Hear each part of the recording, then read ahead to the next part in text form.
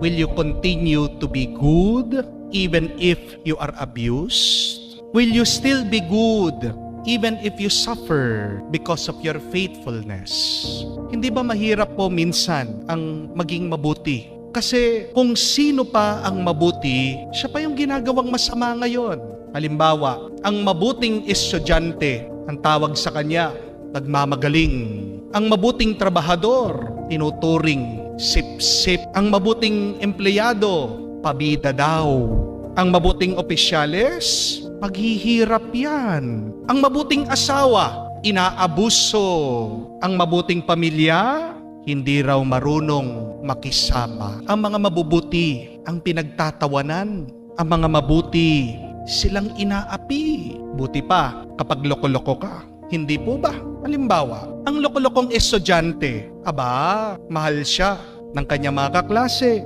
Kuwela daw, masayang kasama. Ang loko-lokong trabahador, hindi daw killjoy. Ang loko-lokong empleyado, yan ang aasenso. Yayaman yan sa mga ginagawa niyang kabalastugan.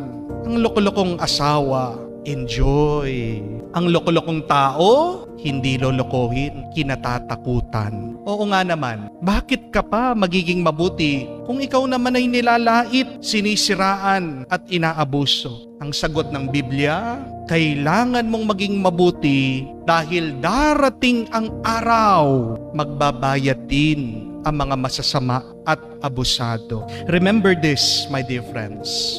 There is no sin that will not be punished. And there is no good deed that will not be rewarded. Kapag ikaw ay nagkasala, ikaw ay mapaparusahan. Pero pag ikaw ay mabuti at tapat, ikaw ay gagantimpalaan. Hindi po ba yan ang ating narinig sa Ebanghelyo? Itong katiwala, dahil alam niya, wala ang may-ari, wala ang kanyang Panginoon, wala ang boss.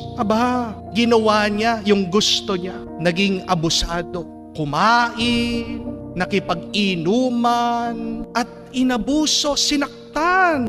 Darating ang may-ari sa oras na hindi niya inaasahan.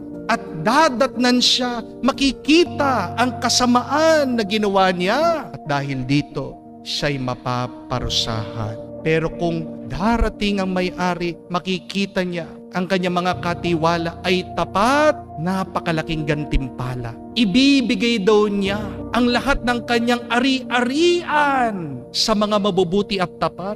Anong ibig sabihin? That when you are good and faithful, you will receive the full reward of heaven. Kaya huwag kang mag-alala kung ikaw man ay inaapi dahil ikaw ay mabuti, ngayon lang yan. Pero yung mga masaya, nagpapakasasa, nag-i-enjoy na, ngayon din lang yan. Dahil meron ding katapusan. The evil persons, people who do wrong, will meet their end. May katapusan din sila. May hangganan din sila. Magbabayad at magbabayad din sila sa kanilang ginagawang kasamaan. Do not worry. Just keep on doing what is good. Because remember, you reap what you sow. Ang iyong tinanim, iyon din ang iyong aanihin.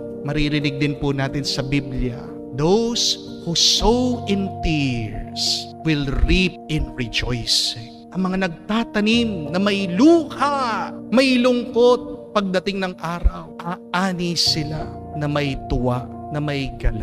Meron po akong isang kakilala. Sabi po niya, masakit ang kanyang loob sa kanyang mga magulang. Dahil mag-umpisa po nung maliit siya hanggang pagtanda. Very obedient. Sumusunod sa kanyang mga magulang. Ginagawa niya lahat ng gusto ng kanyang mga magulang. Gusto po niyang mag-teacher. Sabi ng kanyang magulang, hindi. Mag-commerce ka. Walang pera sa pagtiteacher. Hindi po niya sinundan yung kanyang panaginip para sa kanyang mga magulang. At nung pong siya'y nakapagtrabaho, lahat po ng kanyang sweldo, binibigay niya sa kanyang mga magulang. Pero ang kinakasakit po niya na loob, mas favorite, mas gusto, mas pinagbibigyan yung kapatid niya. Ito ngang kapatid niya, kapag ayaw mag-aral, pinapabayaan lang. Kung anong gusto, binibigay. Kahit na hindi siya magbigay, okay lang. Love na love siya. Kaya nga po, napakasakit para dito sa kanyang kapatid. Tapat naman ako. Mabuti naman ako. Bakit hindi ako minamahal? Bakit hindi ako pinagbibigyan? Pero alam niyo po, ang hindi niya alam, yung blessing nung kanyang buhay.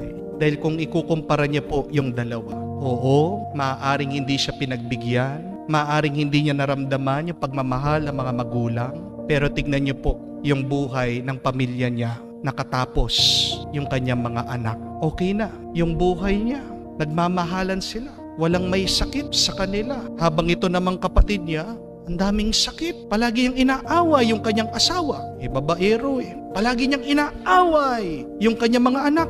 Lasenggo eh. Nagkatroma yung mga bata. Ayaw nananatili sa bahay. Pag nandyan yung tatay, umaalis.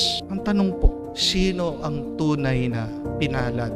Sino ang tunay na pinagpala sa kanila? Yes, in the beginning, there was pain and suffering because of the goodness and faithfulness. And yet see, there is a reward for that. Oo, maaring masaya dahil sa bisyo, dahil sa luho, dahil sa kasalanan. Pero tignan niyo po, inaani na yung pagiging pasaway.